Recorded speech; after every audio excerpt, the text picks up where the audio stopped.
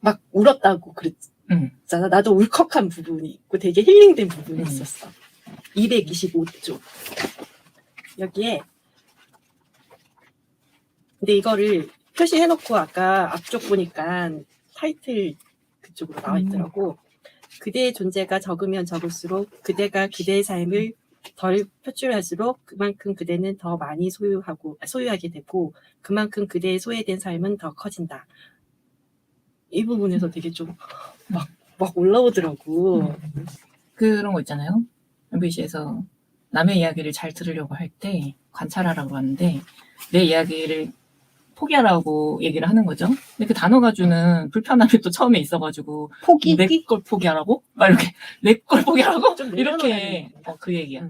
그래서 그 처음에 이제 그렇게 받아들여지니까 내 걸 다 포기하라는 것처럼 생각이 되어서 되게 불편했는데 나중에 그 의미를 알아보니 그냥 그 사람 얘기할 때 그 사람 것만 들으라는 건 거예요. 그냥 내 내 얘기할 얘기를 좀 생각하지 말고 그 사람 그렇지. 얘기만 해준다. 그렇다고 해서 내 얘기를 그 순간 포기한다고 해서 내 욕구를 포기하는 건 아니니까 나도 이제 나중에 표현을 할 거니까 그때 내 걸 얘기하라는 거죠.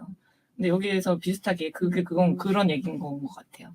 그러니까 내가 빈약하게 적으면 그래. 적을수록 덜 표출하면 표출할수록 나는 더 많이 소유하게 되고 그만큼 내 소외된 삶은 커지게 된다. 그러니까 그게 너무 이거 찰떡으로 똑같은 말인데 그러면서 와 진짜 누가 누구의 영향을 받았을까? 아니야 이분이 더 먼저 사셨으니까 이분의 영향을 받았겠지. 아니면 그 불교와 그런 원래 연결되고자 하는 자기의 어떤 그 신성함을 믿고 이렇게 살고자 했던 분들의 이야기들이 스토리들이 어쩌면 다 똑같은 얘기들이니까 그냥 비슷한 건가 싶기도 하고 저도 좀 그랬어요. 그래서 한편으로는 이런 좋은 우리가 내용들을 접하잖아. 그거를 사람들은 소유하려고 하니까 나는 그 그룹 같은 거를 의도적으로 만드는 것 같은 거야.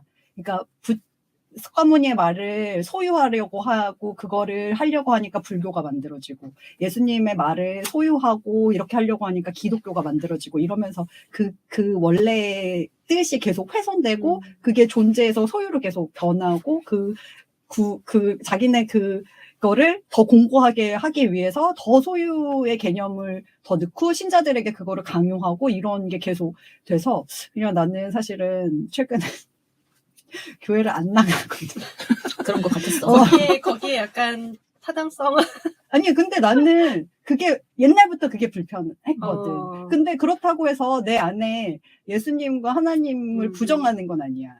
그들의 그런 좋은 거는 본받아야 하고 이런 거는 남아있어. 근데 그 단체 안에 들어가지 않았다고 해서 내가 그렇지. 그건 아니잖아. 그래서 나는 그거를 조금 그걸 뭐라 그래? 단체라 그래? 뭐라 그래? 그런 거와 약간 한 발 물러서고 싶은 거야. 그러면은 가끔 그런 뭐라 그러지? 이 단체라는 거를 뭔가 좀 더 고급지게 뭐라고 하죠? 종교 단체 안에서의 어떤 활동 같은 거? 그런 막 국가나 이런 큰 덩어리로 그렇게 집단? 그런 게 생기면 거기에서 개인은 당연히 어떤 거는 잘못됐음에도 불구하고 그들이 만든 어떤 기조에 합하면 그렇다고 내 의견이 아니랑 이게 정확하게 맞지 않아도 따라가야 되고 이런 게 나는 불편한 거야. 왜냐면 나는 그게 옳지 않다고 생각하는데 나의 근거가 있는 거잖아. 근데 그런 집단의 룰이 그렇다고 해서 무조건 따라야 하고 이런 게 싫은 거지. 그래서 다수결의 원칙이 전 참 되게 아주는 아니지만 참 불편해요.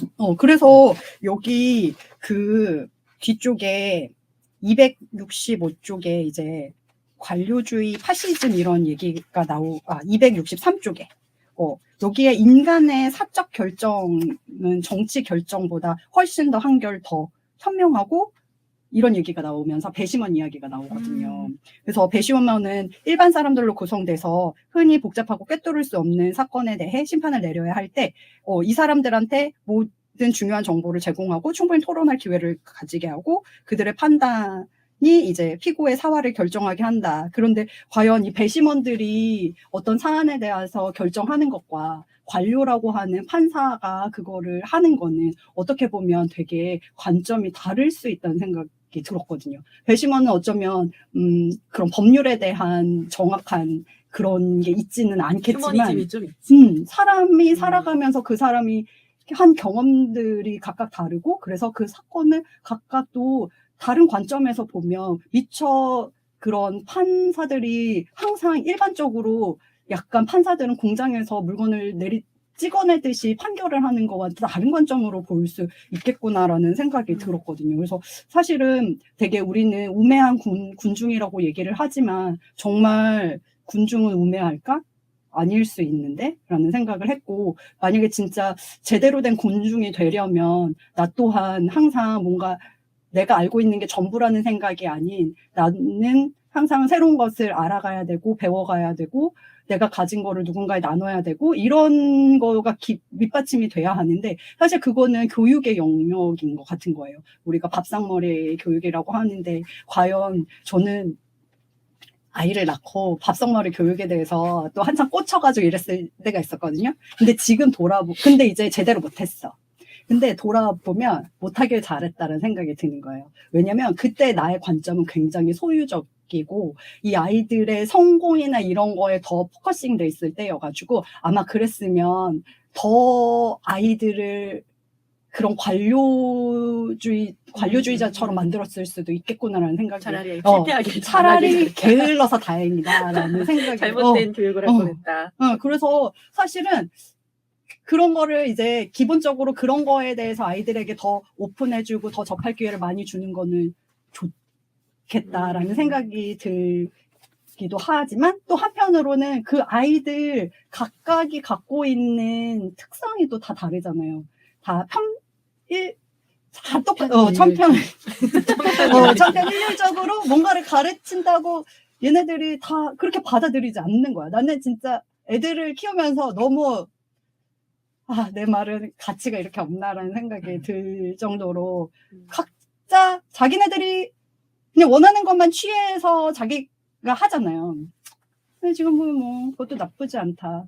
그것도 제가 지금까지 삶의 프로세스 안에서 뭔가 옳은지 이거를 선별하는 방법이고 그 안에는 또 내가 깔아놓은 것과 사회가 깔아놓은 게 이걸 바탕으로 또 얘가 그런 선택을 할 테고 또 이 안에 아이들 안에도 어떤 선한 그게 나는 있다고 믿어. 그래서 그냥 내가 맞다는 생각은 이제 진짜 많이 버린 것 같아. 그래서 여기 존재에서의 삶의 방식이 기쁨이잖아요. 쾌락이 아니라 어떤 걸 함으로써의 기쁨. 그래서 내가 뭔가 하지 않아야 돼, 뭔가 해야만 해 하는 이런 생각에서 좀 벗어나서 내가 좀 편안하고 좀 안정감 있게 생활하면서 그런 삶 속에서 어떤 행복감과 기쁨을 느끼는 거 이런 거라고 생각이 드는데 아니 이 에리 브롬은 앞에 여기 보면은 사회학, 심리학, 철학을 공부했다고. 나는 처음에 봤을 때 이게 무슨 맥락이야 그랬는데 다 연결되어 있는 거라는 생각이 들더라고. 이거 보면서 옛날로 치면은 수학 배우면 다 했네? 그런 생각이 들었어. 아까 우리 처음 얘기했던. 근데 그 중세 이전에 사람들은 다 그랬잖아. 그때 수학자이면 철학자이면 과학자이면. 그러니까. 수학 배우 다 했네? 그런 생각이지. 지금 우리도 굉장히 한 분야에 세세하게 되게 막 이렇게 깊게 들어가잖아요. 전체를 보지 않게 하고 어떤 하나에만 이렇게 집중해서 보게 그렇게 하는데 그거를 하나의 형상학이라고 표현을 하는데 원래는 전체를 볼 수 있는 사고 체계를 갖고 있었던 게 사람이고 좀 통틀어서 이렇게 두루두루 이렇게 통찰력 있게 사고할 수 있는 능력이 있었던 건데 그렇게 뭐 예를 들면 뭐 철학, 수학, 물리학, 화학 뭐 이런 식으로 그 체계들을 나눠버리면서 그 한 분야에만 사람들이 국한돼서 생각하게 만들어 버리게끔 뭐 이렇게 했다라는 얘기가 나와요. 그래서 그런 거를 보면 옛날 고대 시대의 사람들이 전체적인 거를 사고했다고 지금도 얘기를 했잖아요. 근데 어느 순간부턴가 이 분야가 이렇게 좀 나뉘어지면서 거기에서 사람들도 좀 갈리게 되고 이런 생각들도 좀 우리가 전체를 볼 수 있는 그 능력을 좀 저해하게 되는 계기가 되지 않았을까 이런 생각도 좀 하게 되는 것 같아요.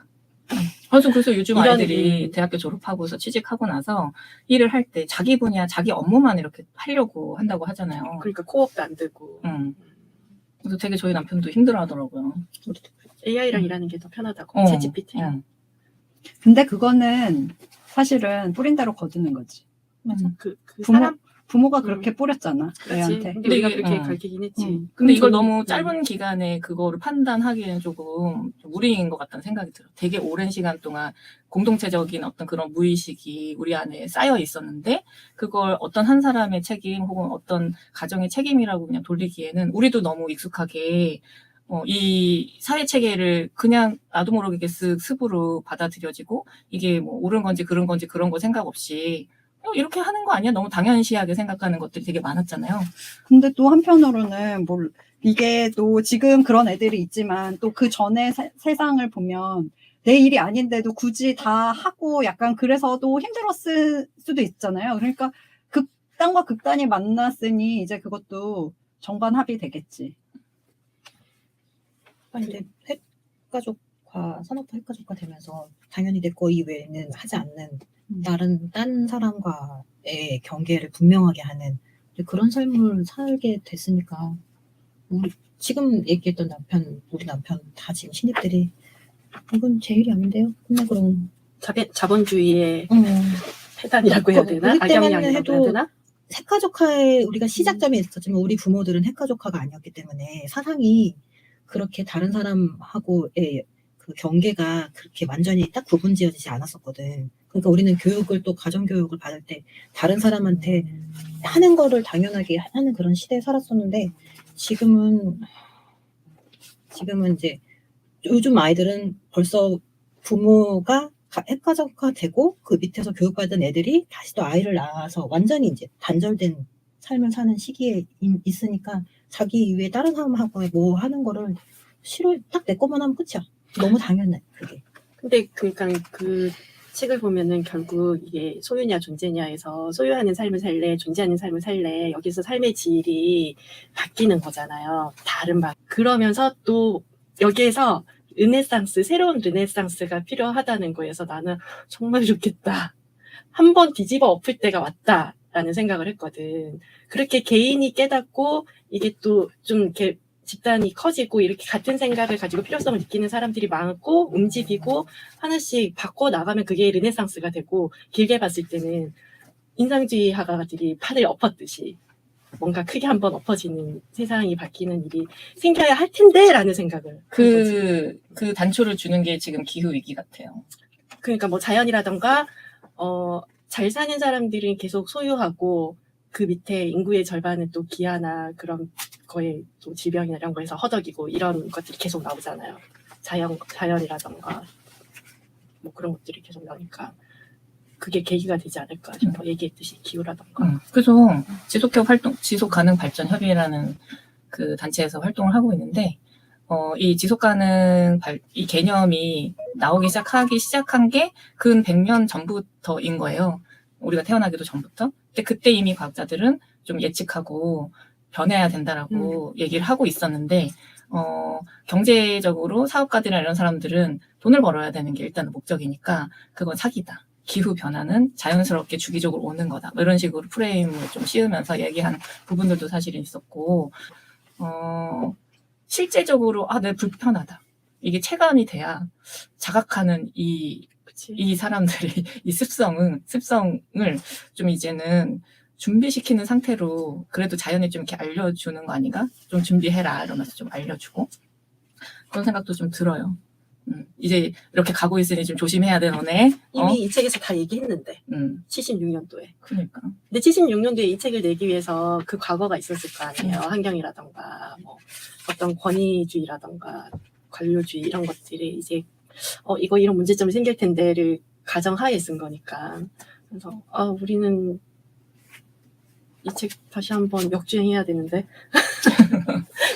역주행해야 되는데 많이 알릴까요? 많이 어떻게 알려야 될 텐데 복지 얘기도 나오고 기술이라던가 그리고 저도 몰랐던 부분이 있어요. 마르크스가 그냥 공산주의 얘기할 때 그냥 공산주의 그냥 표면적으로 생각했던 그냥 사회주의 사회주의 공산주의 이런 개념이 그냥 서로 똑같이 나눠 갖는다. 뭐 이렇게 우리는 나도 이렇게 좀 같다라고 생각을 했어. 그렇게 했었잖아. 근데 마르크스가 얘기했던 공산주의가 모든 소유를 평등하게 하자는 그런 의미가 아니었다라는 거를 좀 다시 확인하면서 그래서 사회주의를 근본적인 사회주의를 얘기하는 사람들이 그런 의미에서 쓰는 거구나. 근데 저쪽에서 빨리 하면서 계속 얘기하는 사람들은 이제 모든 걸 평등하게 생각하는 의미로 변질된 거야. 해석하고 있는 거겠네. 근데 또 그게 처음에 마르크스, 레닌, 스탈린을 거치면서 성질이 계속 바뀌었으니까 그것도 어떻게 보면 그런 아무리 좋은 철학과 이상도 그런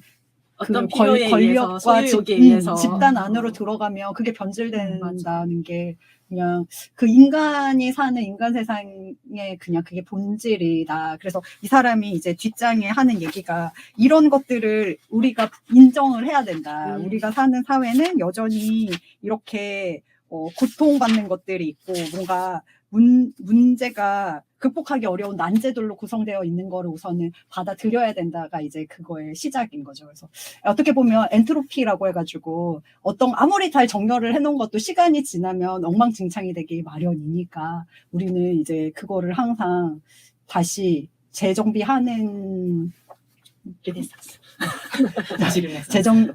재정비를 하는 거를 이제 그 방향성을 가지고 가야지. 그 시대와 사조와 또 이런 소유의 개념을 가지고 가기보다는 소유보다는 존재 관점으로 가지고 살아야 되는 건 맞는 것 같아요.